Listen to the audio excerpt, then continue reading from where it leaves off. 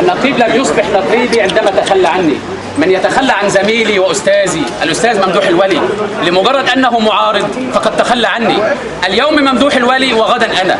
من يتخلى عن نقيب سابق انتخب بإرادة الصحفيين يتخلى عن صحفي صغير مثلي. لذلك لم يعد الأستاذ ضياء رشوان نقيبي.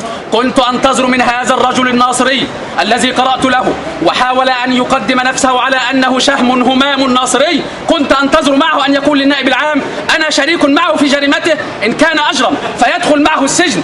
هنالك كان سيكون نقيبي وكنت سأدخل معه السجن أيضا. أما أن نترك بعضنا البعض ندخل السجن بهذه المهانة وهذا الذل لمجرد أن لي رأيا آخر فهذه خيانة للصحافة كلها، خيانة للضمير البشري، خيانة للضمير المصري. هذا ليس نقيبي إطلاقا. لم أسمع له تصريحا يدين هذا الانقلاب على الحرية، الانقلاب على الكرامة، الانقلاب على الصحافة.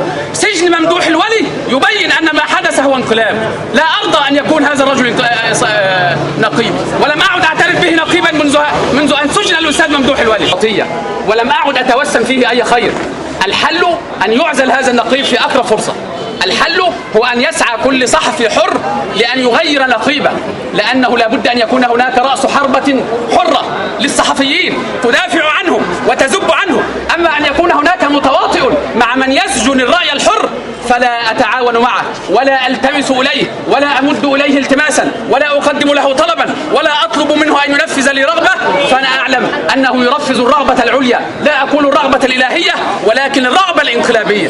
شكرا.